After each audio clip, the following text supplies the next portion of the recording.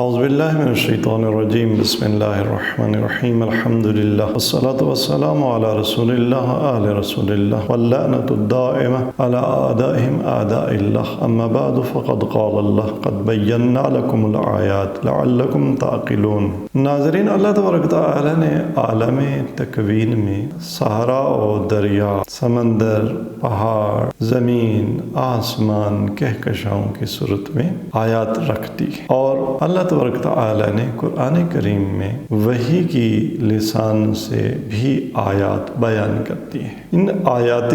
تشریع و تکوین کا ہدف لعلکم تعقلون، عقل مند بننا ہے، اور عقل مندی کا ثمرہ علم ہے، علم صائب، یقینی علم، قطعی علم، علم الیقین۔ اور جو یقینی علم تک نہ پہنچے وہ گویا عاقل نہیں ہے، عقل مند نہیں ہے، وہ عالم نہیں ہے۔ چنانچہ ارشاد باری تعالی ہے وَتِلْكَ الْأَمْثَالُ نَضْرِبُهَا لِلنَّاسِ، یہ امثال، یہ مثالیں ہم بیان کرتے ہیں لوگوں کے لیے۔ وَمَا يَعْقِلُهَا إِلَّا الْعَالِمُونَ، اور جو اہل علم ہیں وہ ان آیات کا تعقل کر پاتے ہیں۔ عقل اور علم کا آپس میں چولی دامن کا ساتھ ہے، عقل اور یقینی علم کا آپس میں چولی دامن کا ساتھ ہے۔ اس لیے جہاں ارشاد فرماتا ہے وَأَكْثَرُهُمْ لَا يَعْقِلُونَ، وہاں أَكْثَرُهُمْ لَا يَعْلَمُونَ، ان دو کے درمیان یہ مساوات قائم ہے۔ اور جہاں بھی کوئی علمی، عقیدتی، حتیٰ عمل میں پراکندگی پائی جاتی ہے، ایک نظر نہیں ہے، ایک ادراک نہیں ہے، ایک فہم نہیں ہے، تو وہاں اصل پرابلم یہ ہے کہ عقل نہیں ہے، وہاں علم صائب نہیں ہے۔ تبھی تو ارشاد فرماتا ہے تحسبهم جمیعا وقلوبهم شتیٰ، آپ انہیں اکٹھا حساب کرتے ہیں، گمان کرتے ہیں، ایک بات پر، انہیں ایک کاز پر اکٹھا حساب کرتے ہیں، گمان کرتے ہیں، لیکن قلوبہم شتیٰ، لیکن ان کے قلوب وہ پراکندہ ہیں، ان کے عقائد پراکندہ ہیں، ان کے افکار پراکندہ ہیں۔ کیوں؟ ذالک بأنہم قوم لا یعقلون، ایسا اس لیے کہ یہ ایک ایسی قوم ہے، ایسا گروہ ہے کہ جو صاحب عقل نہیں ہے۔ جہاں دیوانگی ہوگی، جہاں عقل نہیں ہوگی، جہاں علم خطا ناپذیر، قطعی اور یقینی علم نہیں ہوگا، وہاں الگ الگ بانس اور الگ الگ بانسری ہوگی۔ لیکن جہاں عقل ہوگا، جہاں علم صائب ہوگا، وہاں وحدت ہوگی، وہاں توحید فکر و نظر ہوگی۔ بنابراین ایک حقیقی مسلمان تب تک حقیقی مسلمان نہیں کہلا سکتا جب وہ عقل مند نہ ہو، جب وہ قطعی علم نہ رکھتا ہو، وہ علم الیقین کی منزل پر فائز نہ ہو، اور وہ حق و باطل کے درمیان تشخیص اور تفریق اور امتیاز قائم نہ کر سکتا ہو۔ تو یہ اس مقدمے کے بعد ہم دیکھتے ہیں کہ بعض دانشور وہ اس کنسرن کے ساتھ کہ وہ اسلام کا دفاع کریں، توحید کا دفاع کریں، الحاد کے سامنے ایک بند باندھیں، اس کنسرن کے اور اس کنسرن کے اظہار کے باوجود ہم دیکھتے ہیں کہ وہ ایسی باتیں کرتے ہیں کہ جو الحاد کی کھیتی کو پانی دینے کے مترادف ہے۔ وہ علم کے قطعی ہونے اور وہ علم کے خطا ناپذیر ہونے کے قائل نہیں نظر آتے، بلکہ ان کا ادعا ہے کہ ہر علم خطا پذیر ہے اور حتماً خطا پذیر ہے۔ لہٰذا انہوں نے بعض ایسی مباحث چھیڑیں کہ جن پہ ہم پہلے ہی نقد و تبصرہ کر چکے ہیں، اور اب انہوں نے حکایت گوئی اور قصہ گوئی کا سہارا لیا ہے اپنی اسی روش کو جاری رکھنے کے لیے اور اپنے اسی مدعا کو بیان کرنے کے لیے۔ تو آج ہم اس حکایت کا ریویو کریں گے۔ یہ گویا آج کی ہماری ٹاک ایک حکایت کی بعض خوانی ہے۔ بعض حکایتوں کی بعض خوانی اچھی ہوتی ہے۔ ایک بیان کی گئی حکایت کی بعض خوانی اور اس کا ترمیم شدہ بیان یہ ہے کہ 4 دوست تھے، ان میں ایک سینئر تھا، تو اس نے سب کو حکم دیا کہ دیکھیں بھائی کل سب نے نصف النہار کے وقت نصف النہار کے وقت فلاں صحرا کے فلاں ٹیلے پہ جمع ہونا ہے، اور وہاں پر ہم کھڑے ہو کر صحرا کو ایک متن شمار کر کے ایک کھلی کتاب کے طور پر پڑھنے کی کوشش کریں گے۔ یہ اس کا حکم جاری ہو گیا، اور اگلے دن نصف النہار کے وقت اسی صحرا کے اسی ٹیلے پر 4 دوست اکٹھے ہو گئے، جمع ہو گئے، بس اتنے فرق کے ساتھ کہ ایک بیچارہ پیدل چل کر آیا تھا، چلچلاتی دھوپ میں، ننگے پاؤں، ایک موٹر سائیکل پر آیا تھا، اور تیسرا نان اے سی کار میں، اور چوتھا اے سی موٹر کار پر سوار ہو کر وہاں پہنچا، اکٹھے ہو گئے۔ اور جب انہوں نے اس صحرا کے متن کا مطالعہ کرنا چاہا اور اس کا فہم و ادراک حاصل کرنا چاہا، تو انہوں نے دیکھا کہ سامنے ایک تختی پر کچھ جملے وہ کندہ ہے، اور وہ جملے یہ تھے کہ جو کہا گیا وہی سمجھا گیا، متکلم کی طرف سے جو کہا جائے اس کا قطعی معنی وہی ہوتا ہے جو زبان و ادبیات اور دلالت کے طے شدہ قوانین کی روشنی میں اخذ کیا جائے۔ یہ عبارت گویا ایک شگون تھا ان دوستوں کے لیے، تختی کی یہ عبارت کہ یہ نہیں ہو سکتا کہ ریت کے ٹیلے کا لفظ بولا جائے اور اس کا معنی مخاطب کے لیے ظنی ہو۔ یہ معنی جتنا متکلم کے لیے قطعی ہے، قواعد زبان و ادبیات اور دلالت کی روشنی میں یہ معنی اتنا ہی مخاطب کے لیے بھی قطعی ہے، کیونکہ اگر متکلم اپنے کلام سے بالکل کوئی معنی مراد ہی نہ لے، اور کہ میں نے تو کوئی معنی مراد ہی نہ لیا تھا، میں نے جب کہا تھا ٹیلے پہ جمع ہونا ہے، میں نے کہا تھا جب کہ نصف النہار کے وقت جمع ہونا ہے، تو نہ میں نے صحرا سے کوئی معنی مراد لیا تھا، نہ ٹیلے سے کوئی معنی مراد لیا تھا، نہ نصف النہار سے کوئی معنی مراد لیا تھا، تو اس صورت میں متکلم دیوانہ اور سفیہ ہوگا، عقل مند ہی نہیں ہوگا۔ اور اگر وہ اپنے کلام سے یہ معانی مراد اور مقصود نہ رکھتا ہو، مقصود ہو اس کا کوئی معنی، اور اس کا صحرا سے، اس کا نصف النہار سے، اس کا ٹیلے سے جو معنی مقصود ہو، وہ صحرا سے مثال کے طور پر ایک کھیل کا میدان ہو، اور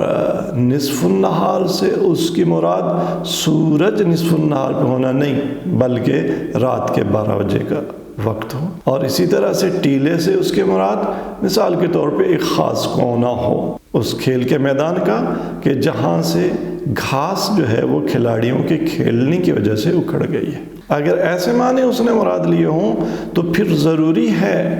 کہ وہ ان معانی پر کوئی قرینہ قائم کرے، بصورت دیگر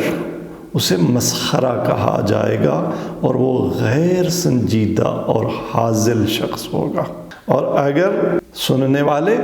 ان معانی کے علاوہ کوئی اور معنی مراد لیں تو ان کا یہ سینئر دوست مؤاخذہ کر سکتا ہے۔ اور یہی وجہ ہے کہ ہم جو اس نصف النہار کے وقت اس صحرا میں اس ٹیلے پر جمع ہوئے ہیں اور آپ آن پہنچے ہیں، ہم میں سے کسی نے یہ نہیں سوچا، یہ نہیں گمان کیا کہ ہو سکتا ہے دلالت ظنی ہو، ٹیلے سے مراد کچھ اور ہو، صحرا سے کچھ مراد اور ہو، میں نہیں جاتا، نہیں، سب پہنچے ہیں، اس لیے کہ سب کے پاس حجت قائم تھی اس معنی پر، اور اگر کوئی اس طے شدہ وقت پر یہاں نہ آتا تو اس پر پینالٹی ڈالی جاتی اور اس سے کھانا کھایا جاتا۔ لہٰذا ان دوستوں نے اس تحریر سے یہ شگون لیا کہ یہ نہیں ہو سکتا کہ ٹیلے کے لفظ سے رخسار ارض پر بکھرے ہوئے خاص ذروں کا اجتماع مراد ہو بھی اور مراد نہ بھی ہو، کیونکہ عقل مند متکلم کے لیے ضروری ہے کہ اگر اس نے اپنے کلام سے زبان و ادبیات اور دلالت کے طے شدہ منطقی قوانین کی بنیاد پر کوئی معنی مراد نہ لیا ہو بلکہ اس کا غیر معنی مراد لیا ہو تو وہ اپنے مقصود پر قرینہ قائم کرے، اور اگر وہ ایسا نہیں کرتا تو تناقض گوئی میں مبتلا ہو جائے گا کہ اس کی مراد ٹیلا ہو بھی اور ٹیلا نہ بھی ہو، اس کی مراد صحرا ہو بھی اور نہ بھی ہو،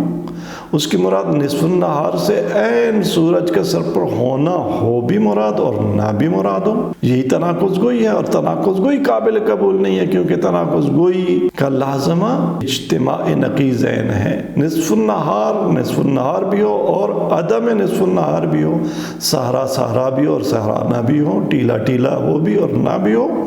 یہ نہیں ہو سکتا۔ اور یہ اول الاقاویل ہے، عقل مندوں کا سب سے بنیادی ترین مسالمہ یہی ہے کہ اجتماع نقیضین محال ہے۔ یہ شگون ان دوستوں نے لے لیا۔ اس کے بعد انہوں نے صحرا کا اور ٹیلے کا مطالعہ کیا، اور پھر انہوں نے ایک دوسرے سے پوچھا، استفسار کیا کہ اب بتائیں کہ آپ نے ٹیلے کو اس صحرا کو کیسا پایا؟ تو اب وہ دوست جو پیدل آیا تھا وہ بولا، اس نے کہا بھائی میرا تو ایکسپیرینس اور میری تو پرسیپشن یہ ہے کہ ٹیلا ریت کے وہ ذرات جنہیں ہوا کے جھونکوں نے ایک دوسرے کے اوپر اس طرح سے لگا دیا ہو کہ گویا ایک چٹان سی کھڑی ہو گئی ہے جس پر میں کھڑا ہوں، اور میرا پسینہ مسلسل اس پر ٹپک رہا ہے، پاؤں ریت کی تمازت سے جل رہے ہیں اور سر پر گویا آگ برس رہی ہے، آنکھیں چندھیا رہی ہیں۔ یہ پہلے دوست نے اپنا ماحصل مطالعہ بیان کیا۔ اس کے بعد دوسرا بولا کہ بھائی دیکھو ریت کے وہ ذرات جنہیں ہوا کے جھونکوں نے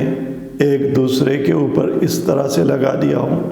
کہ گویا ایک چٹان سی کھڑی ہو گئی ہے جس پر میں کھڑا ہوں، یہی ٹیلا ہے، اور میری تو کلائیاں ابھی تک بوجھ محسوس کر رہی ہیں، وہ بوجھ جو ریت کے اس صحرا میں موٹر سائیکل کو ڈرائیو کرتے ہوئے اس کی ہینڈل کو سیدھا رکھنے کے لیے میری کلائیوں پہ وارد ہوا، میں وہ وزن اب بھی اپنی کلائیوں پر محسوس کر رہا ہوں، گویا میرے بازو ٹوٹ رہے ہیں اور میں بڑا نڈھال ہوں۔ یہ دوسرے دوست نے اپنا محاصل مطالعہ بتایا، اپنی پرسیپشن، اپنا ایکسپیرینس بتا دیا۔ اب تیسرا دوست بولا کہ بھائی دیکھو میرے لیے ٹیلا ریت کے وہ ذرات ہیں جنہیں ہوا کے جھونکوں نے ایک دوسرے کے اوپر اس طرح سے لگا دیا ہے کہ گویا ایک چٹان سی کھڑی ہو گئی ہے جس پر میں کھڑا ہوں، لیکن میں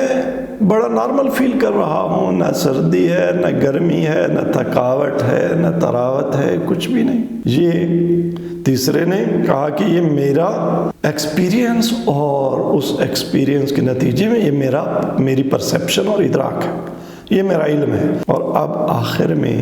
وہ سینئر دوست بولا جو ایئر کنڈیشن گاڑی میں بڑے ہی سکون سے صحرا میں پہنچا تھا، اس نے کہا کہ دیکھو ٹیلا میرے لیے ریت کے ذرات ہیں وہ جنہیں ہوا کے جھونکوں نے ایک دوسرے کے اوپر اس طرح سے لگا دیا ہے کہ گویا ایک چٹان سی کھڑی ہو گئی ہے جس پر میں کھڑا ہوں، اور مجھے بڑا خوشگوار ماحول اور آب و ہوا لگ رہی ہے، محسوس ہو رہی ہے۔ میری تو ناک بند ہو رہی تھی اے سی کی ٹھنڈک کی وجہ سے، اس صحرا میں میرے لیے تو سانس لینا آسان ہو گیا، اور میرے بدن میں جو ایک کھچاؤ سا تھا وہ اب گویا میرے اعصاب اور بدن کے رگیں، بدن کی رگیں اور پٹھے وہ گویا ریلیکس ہو گئے ہیں۔ جب سینئر دوست نے یہ بیان کیا تو وہ جو پہلا تھا اس نے کہا کہ دیکھیں یہ ہمارا ادراک اور ہماری پرسیپشن، یہ ہمارا حاصل مطالعہ ایک جیسا نہیں ہے، اس میں فرق ہے۔ یہ فرق کہاں سے آ گیا؟ کیا اس صامت متن کی دلالت ظنی تو نہیں ہے کہیں؟ کیا متکلم نے کوئی اور معنی تو مراد نہیں لیا جو ہم نے پڑھا ہے؟ کہیں ایسا تو نہیں ہے کہ ہم کسی خوش فہمی اور غلط فہمی میں مبتلا ہوں؟ چلیں کسی سیانے سے پوچھتے ہیں، کسی سمجھدار سے پوچھتے ہیں کہ حقیقت کیا ہے؟ اب پہلے نے جملہ کہا ہی تھا کہ اتنے میں اس ٹیلے پہ مجنون آ نکلا لیلا کو تلاش کرتا کرتا۔ تو انہوں نے کہا کہ چلیں، مجنون سہارا نورد ہے اور اس کا صحراؤں اور ریت کے ٹیلوں سے بہت زیادہ سروکار ہے، ذرا ان سے پوچھتے ہیں، ممکن ہے یہ صحیح تصویر ہمیں بتا دے۔ سب نے اپنا اپنا ایکسپیرینس اور اپنی پرسیپشن جو تھی وہ مجنون کو بتا دی اور کہا کہ دیکھیں اس میں اختلاف آ رہا ہے، ایک کہتا ہے کہ میرا پسینہ نکل رہا ہے، ایک کہتا ہے میں تھکاوٹ محسوس کر رہا ہوں، ایک کہتا ہے میں سر پہ تمازت اور پاؤں میں جلن محسوس کر رہا ہوں، کوئی کہتا ہے کہ جی نہیں میں تو بڑا ریلیکس ہوں، کوئی کہتا ہے جی کہ میں تو نارمل فیل کر رہا ہوں۔ تو راز کیا ہے، ریالٹی کیا ہے؟ مجنون بولا کہ دیکھو تمہارے سب کے تجربے اور ادراک کا ایک پارٹ جس میں تم نے زبان و ادبیات کے اور دلالت کے قوانین کا خیال رکھا ہے اور اپنے ذاتی تأثرات کو اس میں دخیل نہیں ہونے دیا، وہ مشترک ہے، وہ قطعی علم ہے۔ لہذا تم نے صحرا کو ایک بامعنی کلام کی طرح پڑھا ہے اور تمہارا یہ ادراک کہ ٹیلا عبارت ہے ریت کے ان ذرات سے جنہیں ہوا کے جھونکوں نے ایک دوسرے کے اوپر اس طرح سے لگا دیا ہے کہ گویا ایک چٹان سی کھڑی ہو گئی ہے جس پر تم کھڑے ہو اور وقت نصف النہار کا ہے۔ تمہارا یہ سارا علم قطعی اور خطا ناپذیر ہے۔ باقی تمہارے تاثرات ہیں یا جہل ہے، تم میں سے ہر شخص کی فیلنگز، اس کا پرسنل ایکسپیرینس، اس کا ذاتی تجربہ ہے جس سے دوسرا جاہل ہے، اور اس میں دوسرا اس وقت تک شامل نہیں ہو سکتا جب تک وہ خود مکمل طور پر تمام جسمی اور روحانی خصوصیات اس شخص کی نہ اپنا لے جس کا ایکسپیرینس ڈیفرنٹ ہے۔ لیکن اگر وہ بھی وہی خصوصیت اپنا لے گا تو اس کا ایکسپیرینس بھی سیم ہوگا اور اس کی پرسپشن بھی سیم ہوگی اور دونوں کا علم بھی قطعی ہوگا۔ لیکن یہ تمہارے ذاتی تجربات، اور جہاں تک قطعیت کا تعلق ہے تو صحرا کا یہ ٹیلا قطعی ہے، کیونکہ یہ نہ تمہارے تأثرات سے تشکیل پایا ہے نہ تمہارے سفری وسائل سے تشکیل پایا ہے، بلکہ یہ ہوا کے جھونکوں سے تشکیل پایا ہے۔ سو تم جیسے بھی سفری وسائل اپنا لو، پیدل چل کر آؤ یا موٹر سائیکل پر آؤ یا اے سی یا نان اے سی کار پر آؤ، تمہارے تاثرات نہ نصف النہار کو بدلیں گے، نہ اس صحرا کو بدلیں گے، نہ اس ٹیلے کو بدلیں گے۔ اسے اگر کوئی بدلے گا تو ہوا کے جھونکے بدلیں گے۔ اور باقی رہا صحرا نوردی اور لیلا کا معاملہ، تو سنو، صحرا قطعی ہے، ٹیلے حق ہیں، لیلا میرے لیے حتمی اور الٹیمیٹ ضرور ہے، لیکن صرف لیلا قطعی نہیں ہے۔ میں لیلا کی تلاش میں نکل رہا ہوں، تم اپنے قدموں پر، تم اپنی بائک پر، تم اپنی اے سی یا نان اے سی کار پر اپنا محبوب ڈھونڈو، کیونکہ عقل مندوں کے لیے صحرا اور اس کے ٹیلے قطعی ہیں، الٹیمیٹ نہیں ہیں۔ میری طرح سے یہ مہر و ماہ بھی ہیں آوارہ، کسی حبیب کی یہ بھی ہیں جستجو کرتے۔ لیکن ایک اور بات یاد رکھنا کہ میں لیلا کے وجود کو اب بھی قطعی سمجھتا ہوں، اگرچہ اسے نہ دیکھ پا رہا ہوں، نہ سن پا رہا ہوں، نہ حس کر سکتا ہوں، نہ چھو سکتا ہوں، نہ اس کی خوشبو سن سکتا ہوں، اور میرا یہ سائنسی ادراک کے وسائل سے لیلا کو نہ پانا یہ مجھے نہیں بنا کہ میں اپنے محبوب کے وجود کا انکار کر دوں یا اس کی تلاش سے رک جاؤں۔ یاد رکھو، تمہارا محبوب اگر سائنسی تجربات کے پیمانوں پر نہ تل سکے تو پلورالزم، ریلیٹیوزم اور ایتھیزم کا شکار نہ ہو جانا، کیونکہ تمہارے پرسپیکٹیوز بدلنے سے، تمہارے سفری وسائل بدلنے سے صحرا اور اس کے ٹیلوں کی حقیقت نہیں بدلتی، نہ ریت کے ذرات کی کیمیاوی ساخت بدلتی ہے، نہ اس رخسار ارض کی بیئرنگ پاور پر کوئی فرق آتا ہے۔ ریئلسٹ بنو، حقیقت پسند بنو، اور مجنون اور دیوانوں کی باتوں پر کان مت دھرو جو یہ کہتے ہیں کہ قطعی تو بس لیلا ہی ہے۔ جو یہ کہتے ہیں وہ واقعاً دیوانے اور مجنون ہیں، عقل مند نہیں ہیں۔ تم عقل مند ہو، تمہیں اللہ تبارک تعالیٰ نے عقل دے کر خلق کیا ہے، تمہیں عقل مند مخلوق بنایا ہے جس کا ثمرہ علم قطعی اور صائب ہے، جو زبان و ادبیات اور دلالت کے قواعد کی روشنی میں قطعی مراد متکلم تک پہنچتا ہے اور اپنے حق میں اور اپنے خلاف، متکلم کے حق میں اور متکلم کے خلاف حجت قائم کر لیتا ہے۔ تمہیں اللہ نے وہ مخلوق بنایا ہے، لہٰذا تم دیوانگی چھوڑو، ریئلسٹ بنو، حقیقت پسند بنو۔ یہ علم کی نیچر کے بارے میں آئیں بائیں شائیں ان پر کان مت دھرو، تم عقل مند ہو۔ مخبر صادق کا فرمان ہے کہ لما خلق اللہ العقل استنطقہ، امام باقر علیہ السلام نے فرمایا کہ جب اللہ تبارک تعالیٰ نے عقل کو خلق فرمایا تو عقل کو بلوایا، ثم قال له اقبل، عقل سے کہا آگے آ۔ عقل نے یہ تو نہیں کھڑے ہو کے سوچا کہ اقبل کا کلمہ متکلم کی طرف سے تو قطعی الدلالت ہے، میرے لیے ظنی ہے، شاید یہ خدا یہ فرما رہا ہے کہ پیچھے ہٹ جا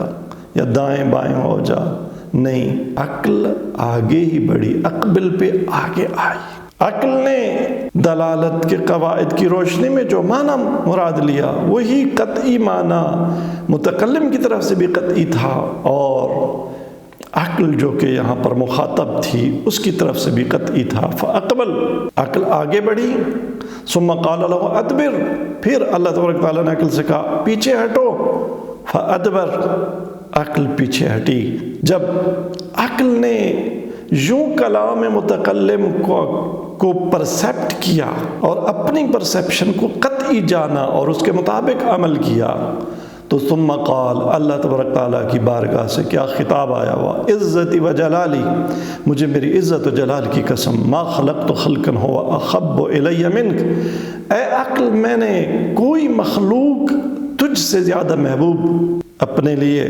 وہ خلق ہی نہیں کی، ولا اکملتک الا فی من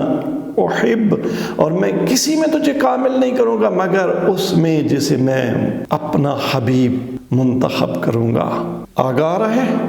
میں تجھے ہی امر کروں گا، تجھے ہی نہیں کروں گا، ایاک اصیب و ایاک اعاقب، اور اگر جزا دوں گا تو بھی تجھے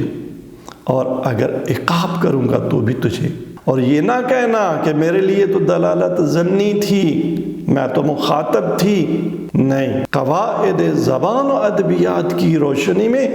دلالت کے قواعد کی روشنی میں جو میں نے تیری فطرت میں رکھ دی ہیں اور تو خود کلٹیویٹ کر سکتی ہے اور ان کو کشف کر سکتی ہے، اور سال ہا سال کے تجربات اور صدیوں کے تجربات سے بنی نوع بشر نے واضح طور پر وہ قوانین بیان کر دیے ہیں، ان کے مطابق تیرا فہم تیرے